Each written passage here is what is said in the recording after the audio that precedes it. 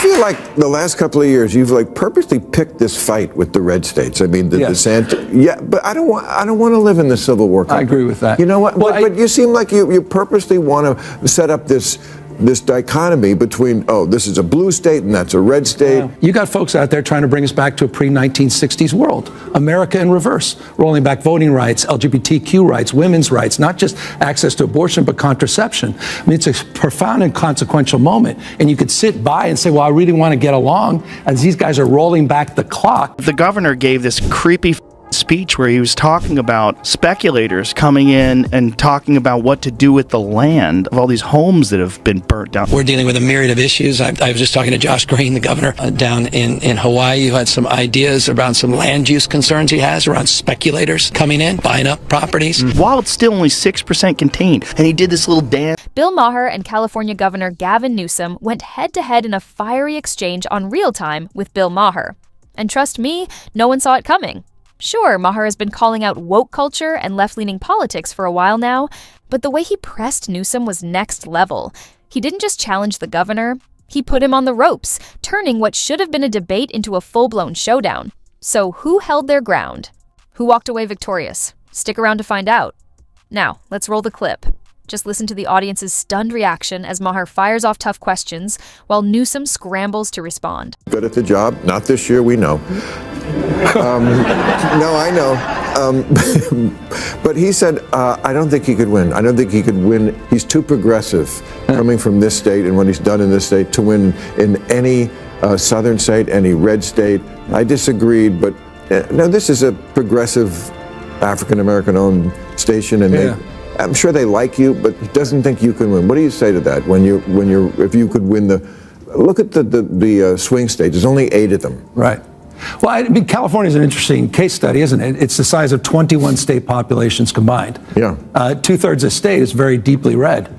We don't need to be lectured on rural politics or border issues. I mean, in so many ways, these are familiar issues, and the issues of the heartland of the United States are very much a part and parcel of the work we're doing in this state. But look, I understand this notion that you're from the coast, you don't understand those things. You can't talk the language. You're not able to communicate, and you're not able to actually encourage and find that common ground. It's stuff like there's a new law in this. I think we have way too many regulations and laws, as we've talked about. And this one, I think, says if you're a department store with over 500 employees, you have to have a gender-neutral toy department. Yeah.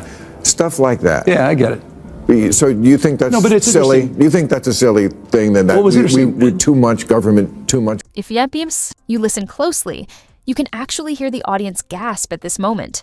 Because, let's be real, no one expected Maher to corner Newsom like that. You can see the shock in Gavin's expression, the slight hesitation in his voice as he scrambles for an answer. Maher had him locked in, like a cat playing with a very nervous mouse. Except this mouse had a premium hair gel sponsorship and fewer ways to escape. But, like any seasoned politician, Newsom spotted his opening, and he took it without a second thought. Now, let's hear his response, and then I'll break it all down with my take. That's an interesting one because the department stores came to us supporting that, and they were the ones making a case for that. They were making us. They're already moving in that direction. Wanted you to make a law about them? Well, but they supported the legislation. It wasn't legislation that was enacted, that was initiated from my office, but it was legislation that came up with interesting support from the industry itself. But I understand how that's exploited, and good people can disagree. But that's not something we woke up and said, this is a top priority for the state, when we know the top priorities are homelessness, housing, the issues of crime, quality of life, and issues related to regulation and taxes, which are all top of mind. But I get how those things are. The question was straightforward. Does Gavin Newsom think the government is overstepping by forcing toy retailers with over 500 employees to include a gender-neutral section? A simple yes or no would have done the trick. But, of course, that would be too easy. Instead, Newsom took the scenic route, rambling about how department stores supposedly support the mandate. Sure. Even if that were true, it completely dodges the actual question. Classic. This is what happens when politicians, especially those on the left, try to defend government overreach. They twist, turn, and contort like they're playing political twister, hoping no one notices the contradictions. But Maher wasn't about to let him wiggle his way out. Watch closely. He starts off with a compliment, then pulls the rug right out. From under Newsom. So, when I got you here, because I live here and I'm not going anywhere. So I just want to make this a better state like everybody else. Amen. And good job this year making it rain. You're welcome. That was my legislative priority. Maher starts with just a touch of praise, enough to make Newsom shift uncomfortably in his seat, like he knows what's coming. And he's right. Was that an awkward chuckle?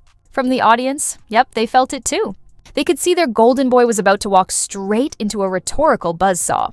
Newsom, ever the smooth-talking politician, was gearing up for his big mic drop moment. But Maher got there first, and when it landed, it wasn't just a mic drop. It was a full-blown wrecking ball. The governor flailed. The audience cringed. And Maher? He just leaned back and let it all play. Oh. Enough water in the Colorado River and all this stuff. Yeah. And then whenever I read 80% of the water goes to agriculture. Almonds. Right. No one ever asked you about almonds? Oh, I'm going to ask you about almonds. We grow a boatload of almonds. I'm well here. aware. You know how much water it takes? Many gallons. 1,900 gallons to grow a pound of almonds. Yeah. Come on, man. Take on big almond. Take on big almond. I mean, it's not like we don't have the water. Another tough question from Maher. For years, California politicians have warned about water shortages, insisting the state's rivers just can't keep up. But here's the twist. Investigations have shown there's actually plenty of water. So what's the real problem? Almonds. Yep, almonds. These little nuts are guzzling a staggering 80% of California's water supply, more than all indoor, household use combined. And their contribution to the state's economy, a mere 2%. Maher wasn't about to let that slide. He hit Newsom with a direct question. What is your office actually doing to fix this crisis? And that's when Newsom went full politician, sidestepping the issue like he was auditioning for Dancing with the Stars. Extreme years with these atmospheric rivers. Wets are getting a lot wetter, dry's drier, hot's getting a lot hotter. And so we've got to modernize our conveyance system. We've got to modernize our storage, not just above ground, but below ground. And so that's a big part of our focus and frame, including desalinization plants. We have 20 projects just on desal that we're working on today. So we put out a detailed water strategy that includes, by the way, getting that Delta conveyance project back up and operational, and includes the first above ground off stream storage facility in half a century in the state, which, by the way, is being aided by a regulatory package I pushed forward to reduce red tape in the state of California and address the permitting quagmires that you rightfully point out. Did you catch the verbal gymnastics? Because I sure did. Maher's question was crystal clear. What is Newsom actually doing about the almond industry draining California's water supply? But instead of a straight answer, Newsom danced around it like a pro. Rather than addressing the fact that nearly all of California's water is funneled into an industry contributing just 2% to the state's GDP, he launched into a polished speech about rainwater storage and vague conservation efforts. Classic misdirection. This is straight out of the political playbook. When faced with uncomfortable truths, dodge, distract, and bury the conversation in jargon. But Maher wasn't having it, and neither was his audience. Just look at his smirk. He saw right through it. Say what you want about Maher, but this is why people respect him. He doesn't just challenge talking points, he dismantles them.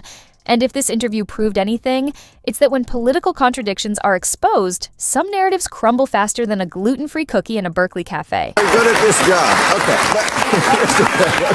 Okay. Newsom is a master at dodging tough questions, which is exactly why he carefully picks his media appearances, steering clear of anyone who might press him for real answers. Can't have that, right? Maher's sarcasm says it all. His tone practically drips with skepticism.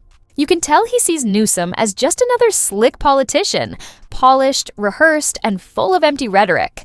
The kind who can talk in circles for hours without actually saying anything. The kind who delivers meaningless platitudes with so much confidence, even he might start believing them. But here's the problem. Maher isn't buying it, and neither is the audience, judging by their reaction. And just when you think the spin couldn't get worse, Newsom's next statement takes it to a whole new level.